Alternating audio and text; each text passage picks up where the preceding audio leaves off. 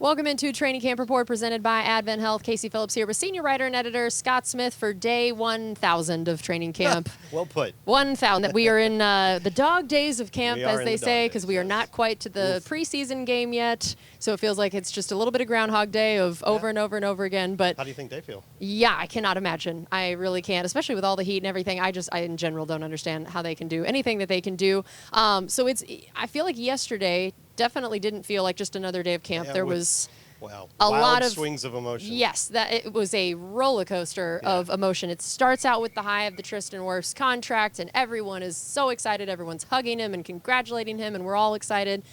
And then before practice was over, we're seeing Yaya Diaby getting carted off, and it just felt like a gut punch, both in terms of an on and off the field thing, because this is a guy that everyone loves. Mm-hmm. He is so wonderful, so nice, and he's worked so hard. And I think, to me, he was probably the player that I'm thinking is like going to have the biggest boost of a year that I'm most excited to watch, and you see him getting carted off. What do we know at this point? I know that nothing official has been released necessarily, but what do we know about how severe this is or not? Is it, we're all hoping that it wasn't as bad as it looked. Yeah. It's one of the staples of training camp coverage across the league. You're going to see it at some point, and it's the last thing you want to see at your camp is that cart taking a player in. And then there were some other visuals that made you pretty worried, made it pretty scary, that being all the players around him kneeling down. You know how they do that, and that's generally not a very good sign. And Yaya looked a little bit distraught as he was riding in on the cart. So we were all pretty worried. As it turns out, we started to get word not long after that it was not the worst-case scenario. The X-ray showed no fractures. He later got an MRI. And it could have been anything from like a bone bruise to what it apparently is, according to reports. The Bucs haven't officially said this yet. I'm sure Coach Bowles will talk about it after practice, but reports are it's a high ankle sprain, which usually is a 4 to 6 weeks prognosis for return, which would be right around the beginning of the regular season. So definitely, if that's the case, we'll find out officially later, definitely avoided the bullet there, the really serious injury. And you're right. I mean, it was Tuesday, so this happened on Thursday, right? Yeah. The previous practice before that was Tuesday because they had Wednesday off. It was Tuesday night, and Coach Bowles was talking about Yaya Diaby and just the ridiculously good camp that he's been having. And this is even, we kind of expected him to be really good, and he's even performing above and beyond that. So you would have hated to have lost that guy for the season or an extended period of time. So it's not good news when a player gets a high ankle sprain, but considering what we saw, it's pretty good news. Yeah. And I know Yaya has tweeted saying that he's planning on being back better than ever and, ready to go. That I think, hopefully by the start of the season that would be, with a high ankle sprain, we can hope that thankfully it did happen at least early enough in the preseason that maybe he could be back to start. And said thanks everyone for the support and prayers, back stronger than ever. If he were to miss one game, I don't think we'd be too upset. Yeah. The fact that originally considered, I'm sure we were concerned about it being much longer than that. And we're going to talk about this, but we're a little over a week into this camp, and the Bucs came into this camp about as healthy as you could possibly ask to be. Yeah. And didn't really have a lot of injuries early on, but as practices pile up and all this wear and tear piles up, it's inevitable they're going to happen. So the injury bug is starting to hit a little bit. Yep. And the other one, of course, we talked about this a little bit yesterday, but now we have a little bit more official word on it. So Sua Opeta out for the season with an ACL, and we're just so sad for him, so sorry for him that you never want to see a player go down. And for you, I'd love to hear what your thoughts are on what this means for this offensive line rotation, for the starting left guard battle. Right. Who does this potentially move up into contention for some of these roles? So it looked just from the snaps, the first team snaps through the first, 6 or 7 practices, it did look like Ben Bredesen was in the lead to win that job. So that probably doesn't change. But I guess one of the guys that would get more play would be Elijah Klein, and I asked around a little bit yesterday, and the coaches are happy. I know it sounds like a broken record. I'm not just saying this that the coaches are happy about every player, but there are particular players that have done well in camp, and they've been pleased with what Elijah Klein has shown. So that's the 6th-round rookie out of UTEP, so maybe more of a chance for him to be, maybe he can compete for that job, or at the very least be one of the main backups. A little bit of versatility that he brings helps a lot. They think he can play pretty much all 5 positions if needed, and maybe he's more likely to have a helmet on game days. And I know there was another potential injury scare earlier in the week that Jordan Whitehead, we weren't really sure what had happened, and boy, that one will scare the pants off of you. Don't want to miss him So either. thankfully, at least that one, it seems like we have gotten some good news on. Yeah, Coach said it wasn't a big deal. He's got a sore quad is the way he put it. Said he would be back in a couple days, so that's good. You know, the thing about it, I'll go circle back to Yaya real quick. When I saw Jordan out, I was thinking, okay, Jordan's a key part of this defense, and we really want him in there. But we do have some analogs to what he does, like Kayvon Merriweather. There are some other guys. Tavier Thomas has been having a nice camp. So you do have some safety depth there. Do we have another player like Yaya? I mean, obviously there's other outside linebackers that can step in, but he's a different sort of player than anything else we have. So he would be very difficult to replace. Yeah, I agree with that completely. All right, and so also, let's go back to the good news. Yeah. Instead of talking about just more injuries. We've covered that. We've got that out of the way. Let's go back to the good news.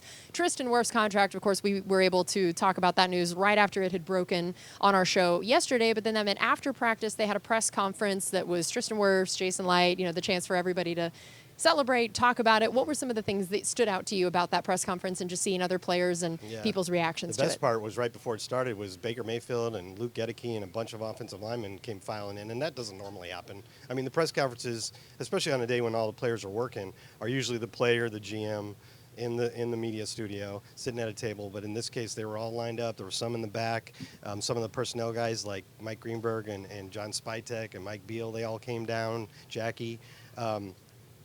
It's just kind of showed how much love everybody has for this guy in the building, right? Yeah, as you see, there was look at all these big old hugs. There's just nothing like seeing how, look at that with him. It's him and Jason Light just celebrating, loving all of it. And yes, obviously that 2020 draft. How about that? So they were the first 2 picks in that draft, and I started thinking after Jason said something in the press conference about that, I thought right away, well, it's going to be hard for them to, in the end, be considered the best first 2 picks in any Bucs draft, considering the Warren Sapp, Derek Brooks draft. Yeah, and that's they're both tough. in the Hall of Fame. Maybe. You never know. Hey, I think but the way that these two were playing. I looked through the rest of our draft history, and I think they are clearly the second best 1-2 punch at the top of a draft in Bucs history. What do you think they would have to do to surpass them? They'd both have to be in the Hall of Fame to begin with. But that still kind of equals it. Derek Brooks went to 11 Pro Bowls. Yeah, that's wild. That's wild. I still can't believe that. That is incredible. All right, so some other takeaways from practice. Again, of course, the injury and contract stuff dominated a lot of the headlines, but what were some of the other things that you noticed from this last practice? Well, Payne Durham, the tight end, had a couple of quote-unquote touchdown catches. He seems to be getting a lot of action, and we've discussed this before about where are the snaps going to come from. Maybe the Buccaneers are going to use more 12 personnel than Liam Cohen's group did with the Rams. They hardly ever used it there in Los Angeles. Of course, he wasn't the one calling the plays. So who knows? And maybe that's part of getting the running game going. But I've seen a lot of Payne Durham in recent practices, and he looked really good yesterday. It's like you said, 1,000 practices. It's hard to keep him straight.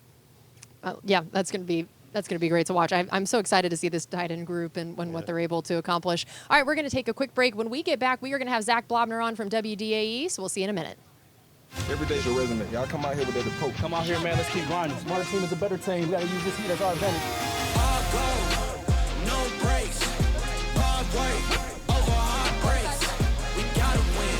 All go place. 'Cause we want it, yeah. 'Cause we want it, yeah. Okay. This right here, my solo. Okay. Picture perfect photo. And you know the game always come with low blows. But if I'm rocking, you about to get bulled. All go, no breaks.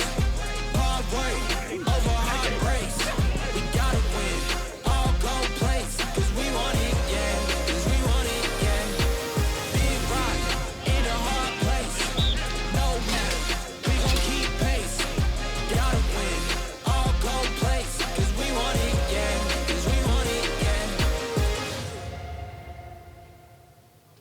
Welcome back into Training Camp Report presented by Advent Health. Casey Phillips here, now joined by Zac Blobner of WDAE. Zac, thanks for being with us. Yeah, absolutely. Happy to be out here, and you got the breeze up here, so I'm happy to be up here. Yes, today is not a bad day. You chose a good one for sure. All right, so tell me now, I know you've been at camp several days. What are the biggest storylines for you that you were excited to watch coming out here? Yeah, for me, definitely want to see how the offensive line was going to kind of get, cohesively speaking.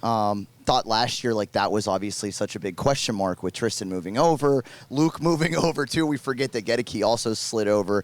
Malk was a rookie then. Have a rookie this year, and Grant Barton stepping in, Malk heading into year 2, and those guys kind of anchoring. And then obviously the competition with Opeta, who unfortunately is hurt now, and Ben Bredesen. But I really like watching those guys get to work and kind of they look more comfortable, right, with each other, even though there is another rookie with Graham on the line and a newcomer in between him and Tristan. So I think that's a big area that I was definitely looking forward to watching. Wide receiver 3 and kind of how that was going to happen behind Mike and Chris, obviously 1 and 2 was something I was interested in. Kind of got uninteresting quick, though. Jalen McMillan has just been so good and so fun to watch, and every bit of the hype that when he was drafted out of Washington, many thought he would be. So 2 big things there, and I've just enjoyed not having to keep track of kicks and field goals. Yeah. That's been a nice change of pace for us here. So that's an area I haven't watched, but just want to show Chase McLaughlin some love. Yeah, what are your thoughts actually on the new kick rules? That's going to be a very interesting thing. It is not often that we get a rule change that is this dramatic in terms of what it'll look like, what it feels like, and the way it even can affect who makes a roster, who gets a roster spot. What are your first thoughts on that and getting our first look at it in the game last night in the Hall of Fame game? What are your thinking about that, and who might it influence out here? Yeah, it's interesting because it's such a violent game, right? These guys are clashing all the time. That's chess. There's going to be people trying to figure out which pieces to move at what time, and different than chess is they're all moving at the same time. So I'm just looking forward to the coaches really in the brilliance of their scheming and how they approach it, because I think it's going to change week to week. And I don't know how often we get that in this league these days. Like, we see teams come up with trends that catch on, and then you'll see a lot of other squads copycatting it. It's a copycat league. I don't know if we're going to get that with the new kickoff rule this year. I really think we're going to see a lot of different variations of it, and it's going to make it must-watch TV. It's going to take what you could argue is the most uninteresting part of the NFL and arguably make it one of the most interesting aspects, not of just this season, but game by game, quarter by quarter. So I just think it's going to be a lot of fun, and I think if you ask any coaches behind the scenes, they'll tell you, we don't really know what the heck to expect. It's very true. Now, let's talk about the defensive front. You mentioned a few things on the offensive side. So let's first start with this D-line outside linebacker group. Mm-hmm. What do you feel like the expectations are for this group? And especially now, we thought there was going to be a big old wrench thrown into it yesterday with Yaya, but hopefully the news sounds at least promising to where this isn't a season-ending or big chunk of time missing injury. So looking at him, looking at the rest of the outside linebackers and the D-line, what are your expectations for that group this year? Yeah, I think power in numbers, right? They're looking to have a strong rotation. Anthony Nelson, obviously, on the outside running around, and you get the rookie and Chris Broswell. How will he mix in? Yaya Diaby, in some capacity, obviously kind of being the leader on that side in terms of what you're expecting from sacks. And then Joe Tryon-Shoyinka. I think even though he's not a rookie anymore, he's not in his sophomore season, he's not in his junior season, like, he's been around for a few years, I think a lot of eyes are going to be on him. And he seems to be the candidate for a breakout season every year. So can he reach that potential? Can he maybe break through that ceiling of what people have put for him? I think there's going to be a lot of looking at that, obviously. And then just to go to like the linebacking group, kind of go back, I'm very bullish on a guy like KJ Britt. And I talk about KJ the same way I talk about Zion McCollum. They played so well last year, thrust into roles of starters and trying to replace guys that were either injured or dealing with things. And now they are the guys this year, both KJ and Zion. And I thought they played great last year in that role. And now they're going to have a full training camp of being, the expected starter. I'm very excited about those guys, and I keep telling fans to not worry about those positions because we saw that those were improvements when they got into those roles last season. And then how about you got Winfield and Whitehead back there? Yeah. I feel like, that's a duo that I'm very excited about. Knowing what you know about Todd Bowles' defense, knowing now what we have in this front that you talked about and in your linebacker core, and then those two guys in particular that back there where Antoine was what he was last year. Yeah. He was incredible. To now see Jordan get brought back into this mix, how does this affect what Todd Bowles can do, the schemes you can dial up, the things that this defense can do that maybe they didn't last year? Yeah, and first of all, I know you covered Ali Marpet and Donovan Smith. They're giving off the best friend vibes. I know we've talked about Tristan and Baker a lot, but Jordan and Antoine are right there if we're talking about BFF bracelets and stuff that are being passed around. I think the dynamic that Jordan brings in, obviously being such a hard hitter, right, like a throwback player in that regard with just being able to blow up plays. Are you going to be worried about getting hit or turning the ball over? Well, pick your poison with Whitehead and Winfield, right? So, like, if you avoid Antoine because you don't want to throw an interception or have a guy, get stripped for a fumble at the goal line, okay, we'll throw it towards Jordan's side. But your guy's going to get lit up. So pick your poison. Great for the Bucs, awful for opponents. That's great. Well, Zach, thank you so much for joining us. We really appreciate it. And thanks to all of you guys. We got one more segment coming up here where we're going to talk another position group breakdown. So don't go anywhere. No saying weird today, right? I promise you. Very nice. This is my wife. You guys are fat. He's wired! Baker Mayfield trench edition. Yeah, the trench warfare. For the dirty work. Shout out to the Clouds today, though, huh? Really coming out for the boys. Straight missile and Escalade form. Turbocharger. Can of corn, I'll be fine. How's the dish? Dish was Vita! Come on, Graham. Graham cracker. Tristan! Indy! Oh, boys, my cover's blown. Is this thing on? Check. 1, 2. Check. 1, 2, 1, 2. Whoop, boop, boop, boop, boop. Beep, boop, up. Beep, beep, boop, up. Chupabi Munano.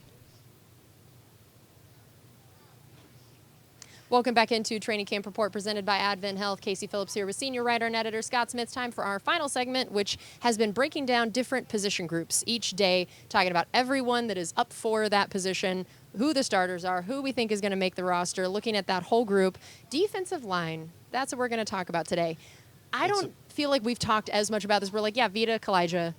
We know the two of them and what they bring and how excited we are to watch the two of them. Let's start with them, though, in your mind, the expectations for them this year. We've talked about maybe Kalijah, that year 1 to year 2 jump. Vita's slimmed down.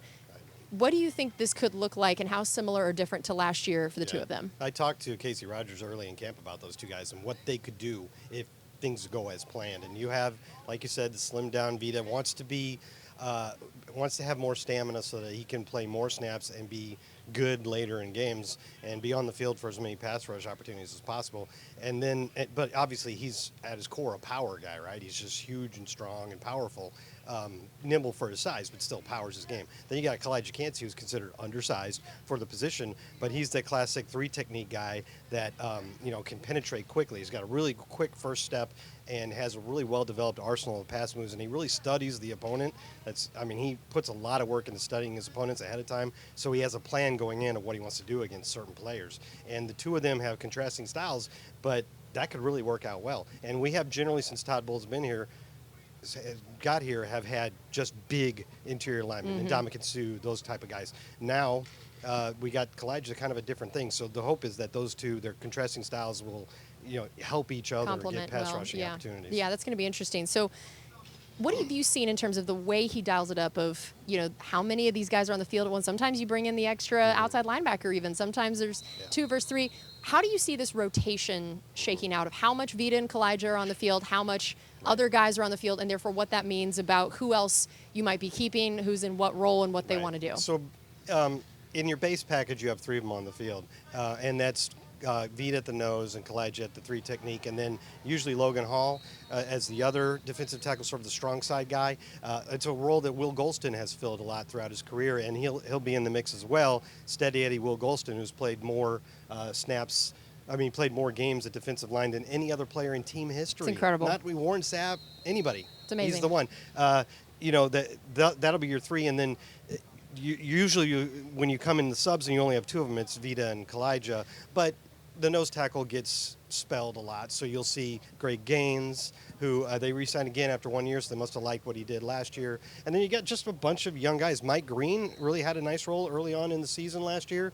A bunch of guys added since then: C.J. Brewer, Eric Banks, Ernest Brown of Northwestern University. We talked about Lual Uguak a couple days ago and his CFL background, and then Judge Culpepper, the son of Brad Culpepper. If he can make the team, he'd be the first second-generation player in Bucs history. Oh, I like kind of that. Neat, right? I like that. That's a cool little stat. So looking at this in your mind, how many do you think they keep? Yeah, good and question. as we've always talked about, how do these special teams new rules affect this? And what are you going to need from your other defensive linemen other than, again, we got Vita, we got Kalijah, good, set. Outside of that, how many more guys do you think they're keeping? Historically, in the Todd Bowles era, DC and then the head coach, we've kept 6 of them. But every now and then you go one deeper and go 7. It's because that's a rugged game they're playing in there. And some of these guys, even if they're your frontline guys, Vita Vea might play 60% of the snaps, so you still need other people to play a lot of snaps. So they like to keep at least 6, and I think we have 11 on the roster right now. Yeah. And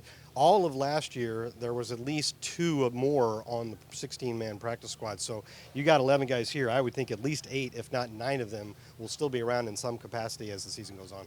All right, well, that's going to do it for us on this edition of Training Camp Report presented by Advent Health. Thank you so much for being with us again. We'll be back here tomorrow morning before the team gets another couple days off after that. So tomorrow will be our last show for a few days, so we'll see you then.